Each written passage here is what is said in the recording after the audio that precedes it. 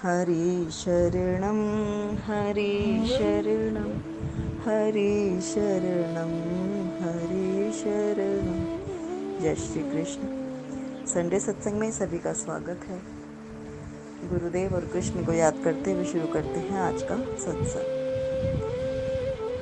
एक भजन याद आया, तेरे सिर पर सीताराम फिकर फिर क्या करना, सिर पर सीताराम फिकर फिर क्या करना, तेरे बिगड़े बनेंगे काम फिकर फिर क्या करना। पितु रघुवर श्री जानकी मैया, फिर क्यों परेशान हो भैया, तेरे कष्ट कटेंगे तमाम फिकर फिर क्या करना। तो जिनके सिर पर सीताराम जी हैं, जिनके माता पिता श्री राम और जानकी मैया हैं, उन्हें किस बात की चिंता।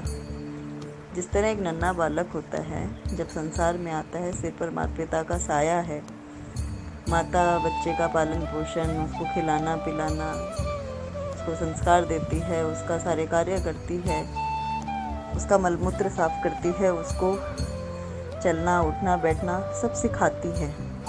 और पिता, वही पिता अपने बच्चे को लाड करता है, प्रेम करता है, उसे सभ्य बनाता है, उसे समाज में रहना सिखाता है, उसको सुदृढ़ व्यक्तित्व उसका बनाता है, उसकी सारी इच्छाएं पूरी करता है, उसको एक अच्छा लाइफस्टाइल देता है।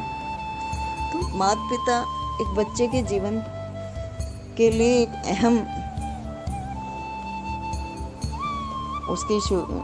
एक रोल निभाते हैं कि माता पिता के बिना तो बच्चे का कोई जीवन है ही नहीं। और जिन संतानों के सर पे अगर एक माता या पिता एक भी नहीं होता, तो माता पिता बन जाती है और पिता माता बन जाते हैं। दुर्भाग्यवश कभी किसी के साथ अनहोनी हो जाए, किसी का एक का भी साया सर पे से उड़ जाए, तो वो माता यूँ सोचती है मुझे पिता भी बनना है, और पिता यूँ सोचता है कि मुझे माता भी बनना है। तो वो लोग फिर उनकी दायित्व, उनकी जिम्मेदारी डबल हो जाती है अपनी संतान के प्रति। तो हर तरह से वो अपने बच्चे को सुरक्षित, उसको अच्छा जीवन देना और उसको सुरक्षित रखना चाहते हैं। उसके लिए हर प्रयास करते हैं कि वो खुशी से रहे, अच्छे से रहे, उसको बेस्ट लाइफ मिले और वो अपना जीवन में आगे बढ़ पाए। इसी तरह एक संतों का जीवन है, भक्तों का जीवन है कि संत कहते हैं कि हमारे माता पिता, वास्तविक माता पिता तो भगवान ही हैं। ये जो माता पिता हैं जीवन में, ये तो संसारिक माता पिता हैं, पूर्व संस्कार के फलस्वरूप हमें मिले हैं। लेकिन जो हमारे वास्तविक माता पिता हैं, श्री रघुनाथ और जानकी मैया, वो हमारे सर पे हैं। तो वो भी तो हमारा पालन पोषण करने के लिए हमें आगे से आगे रास्ते दिखाते हैं, मार्ग दिखाते हैं, हमें बताते हैं कि हमें कैसे चलना है, कैसे जीना है, क्या करना है। जब भगवान स्वयं हमें गाइड करने लगते हैं, तो वे हमारे जीवन में गुरु भेज देते हैं, अपने ही प्रतिरूप के रूप में गुरु भेज देते हैं। तो गुरु जो होते हैं वो हमें बताते हैं, हमारा ज्ञान का मार्ग खोलते हैं, हमारे ज्ञान चक्षु खोलते हैं, हमारे अंतर मन के विकारों को ख़त्म करते हैं, हमारे पाप पुण्य गुण अवगुण अच्छे बुरे होने जितने भी हमारे संस्कार हैं, उन सबसे ऊपर उठाकर प्रेम और आनंद की अवस्था में पहुंचा देते हैं और हमें ये रटा देते हैं, समझा देते हैं, अनुभव करा देते हैं कि हमारा परमात्मा के सिवा कोई नहीं। वास्तविक हमारे माता पिता हमारे कृष्ण ही हैं, हमारे राम जी हैं, हमारे भगवान हैं। हम संसार से कितने ही रिश्ते जोड़ लें या कितने ही रिश्ते हमारे जन्म लेते ही बन गए, लेकिन हमारा वास्तविक रिश्ता प्रभु से है। क्योंकि जब संसारिक रिश्ता, चाहे मान लीजिए किसी प्रियजन का वियोग हो गया, तो वो हमसे दूर हो गया, अब उस प्रियजन की खाना पूर्ति कोई नहीं कर सकता, उसकी जगह कोई नहीं ले सकता। उसकी यादें ही हमारा ट्रेजर बन जाती है, हमारे लिए अनमोल हो जाती हैं। लेकिन जब वही रिश्ता हम परमात्मा से जोड़ लें, जैसे किसी का बच्चा नहीं है या किसी के पति नहीं है या पत्नी नहीं है, तो वो रिश्ता हम जब भगवान से जोड़ लें, तो उनसे जो प्रेम मिलता है वो वास्तविक प्रेम मिलता है और वो हमसे कभी दूर नहीं जाते, वो हमें छोड़कर कहीं नहीं जाते।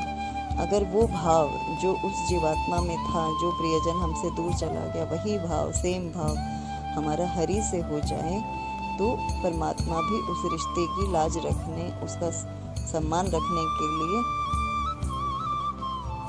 भक्त के पास आते हैं, भक्त को लाड करते हैं, भक्त को अपना अनुभव देते हैं, अपने भाव देते हैं, अपने नज़दीक ले आते हैं। बहुत से भक्तों के चरित्र जब हम पढ़ते हैं तो उसमें देखते हैं कि कृष्ण को किसी ने बाल रूप में प्रेम किया, कोई संत श्री जानकी मैया को बहू के रूप में मानते हैं, कोई राधे रानी को बहू मानते हैं, कोई राम जी को अपना दामाद मानता है, कोई किसी ने कोई ना कोई रिश्ता प्रभु से जोड़ रखा। क्योंकि हम संसारियों को रिश्ते बनाने की आदत होती है। हमने अपना जीवन रिश्तों में ही जिया होता है। हमारे अगल बगल सब रिश्ते ही रिश्ते होते हैं। हम बोलते भी हैं ना कि हमने जैसे किसी से रिश्तेदारी नहीं है और हमने उसका कोई काम कर दिया तो दूसरा हमें बोलेगा वो क्या तेरा रिश्तेदार था, तुमने उसका काम कर दिया। तो रिश्तेदार यानी एकदम क्लोज वाले जो हमारे अपने हैं, जिनको हम अपना कहते हैं। वो भला करें बुरा करें फिर भी वो अपने हैं। वैसा ही रिश्ता जब हरि से हो जाए कि वो अपना हो जाए, उनको एक अपना हम मानते ही हमारी उनसे रिश्तेदारी हो जाती है। हम कोई भी संबंध, कोई भी नाता जिसकी हमें कमी अनुभव होती है, वो रिश्ता जब हम हरि से बना लेते हैं तो रिश्ते में भाव जागृत होने लगते हैं, प्रेम के अंकुर फूटने लगते हैं, उसके भीतर एक मिठास, एक महक आने लगती है, एक सुवास आने लगती है, पता लगने लगता है कि वास्तव में हरि से ही अपना वो रिश्ता था। एक मेरी जानकार है, एक मित्र हैं, उनकी पुत्री का देहांत हुआ साल भर पहले। तो एक बार हमारी चर्चा हुई तो प्रभु से प्रेरणा मिली कि पुत्री की जगह हम राधे रानी को अपनी पुत्री के रूप में देखें, माने, तो एक तो पुत्री का वियोग का दुख हमें थोड़ा कम होगा। हालांकि उस पुत्री का जगह कोई नहीं ले सकता, लेकिन जब उस पुत्री का भाव हम जब राधे रानी में रखने लग जाते हैं तो एक प्रभु से हमारा ऑटोमेटिक एक वास्तविक संबंध बनने लगता है, प्रेम जागृत होने लगता है। और हमारी जो राधा रानी है वो सच में पुत्री बनकर हमारे समक्ष आने लगती है, हमको अनुभव देने लगती है, हमारे प्रेम में एक दृढ़ता आने लगती है, एक तारतम्य आने लगता है, एक पराकाष्ठा आने लगती है, हमें अनुभव होने लगता है कि हाँ जानकी मैया राधा रानी हमारे समक्ष हमारे पास हैं। तो देवी स्वरूप के रूप में जब हम उनकी भक्ति आराधना शुरू करते हैं, बेटी के रूप में उनको मानने लगते हैं, प्रेम करने लगते हैं, तो हमारे भीतर रोम रोम से प्रेम प्रकट होने लगता है। क्योंकि वो जो प्रेम हमने अपनी पुत्री को दिया और जो उस पुत्री को हम खो चुके, तो उस पुत्री का भाव जब हम राधा रानी में रख लेते हैं तो हमारे भीतर वही जागृति होने लगती है, वही ममत्व हिलोरे मारने लगता है, वही ममता जो हमारी बेटी से हमें है, वही ममता हमारी राधा रानी से हमें मिलने लगती है। और राधा रानी प्रभु, और यकीन मानिए समाज आपके रिश्ते को निभाए ना निभाए, आपके प्रेम को समझे ना समझे, लेकिन प्रेम के भाव, प्रेम के अश्रु, प्रेम की भाषा और प्रेम की अभिव्यक्ति सिर्फ मौन से होती है। और उस मौन को सिर्फ और सिर्फ ठाकुर समझते हैं, क्योंकि संसारी बात समझते हैं, शब्द समझते हैं, आपकी चाल ढाल, उठने बैठने, एक एक बॉडी लैंग्वेज, एक एक चीज़ को संसारी नोटिस करता है, पर संसारी कभी आपका भाव नहीं समझ सकता। वो आपका क्लोज हो, आपका रिश्तेदार हो, आपका मित्र हो, आपका कोई भी हो, लेकिन भाव सिर्फ भगवान समझते हैं। इसलिए जो भाव हमारा किसी भी रिश्ते के प्रति है, हमने किसी को दुर्भाग्यवश खो दिया या कैसे भी कोई हमसे दूर चला गया, कोई मित्र हमसे अब नहीं, मतलब दूर हमसे चला गया, वो अब हमसे मित्रता नहीं रखता, जिसका हमें दुख है उसको नहीं है। तो इन्हीं चीज़ों को, इन रिक्तताओं को भरने के लिए वही रिक्तता वाले रिश्ते, हम वो रिश्ते भी अगर ठाकुर से बनाते हैं तो ठाकुर उससे भी प्रसन्न हो जाते हैं। जबकि सच्चाई तो ये है कि ठाकुर रिक्तता भरने की बजाय परिपूर्ण रूप से ठाकुर हमारा ही है और हमारा वास्तविक संबंध उन्हीं से है, सत्य संबंध उन्हीं से, वो हमारे हैं और हम उनके। तो संबंध तो उन्हीं से ही है, लेकिन हम जो हैं इस संसार के प्रपंच में फंस गए, जन्म लिया और हमें रिश्ते नाते परिवार ये वो सब कुछ मिल गया, तो हम उसी को अपना समझ बैठे। जिस तरह स्वप्न में हम एक नई जगह चले गए, घर ले लिया, घर बसा लिया, नए नए लोग मिल गए, आँख खुलती है तो कोई नहीं होता। बस ऐसा ही संसार है, एक स्वप्न की भांति। और जब आँख तब खुलती है जब मृत्यु निकट आ जाती है, तब बोध होता है कि हम क्यों भागे, क्यों भजन नहीं किया, क्यों ऐसा किया, क्यों संसार के पीछे भागते रहे, क्यों जन्म व्यर्थ गंवाया। लेकिन लास्ट में रोने से कुछ नहीं मिलता। अगर सही समय पर जाग जाते, भजन हो जाता, तो वो भजन हमारा कल्याण कर देता, हमें आवागमन से मुक्त कर देता। वही भजन हमें हरि से मिला देता, कृष्ण से मिला देता। इसलिए सदैव सतत प्रयास करें कि भजन करें, भजन कराएं, नाम जप करें, नाम जप कराएं, सत्संग करें, सत्संग कराएं।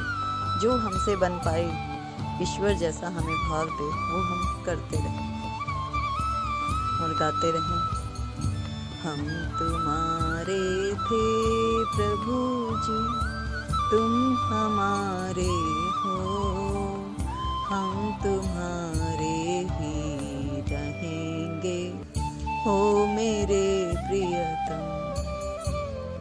हम तुम्हारे हैं प्रभु जी, तुम हमारे हो, हम तुम्हारे ही रहेंगे, हो मेरे प्रियतम। तो सत्य यही है कि हम उनके हैं और वे हमारे। जय श्री कृष्ण।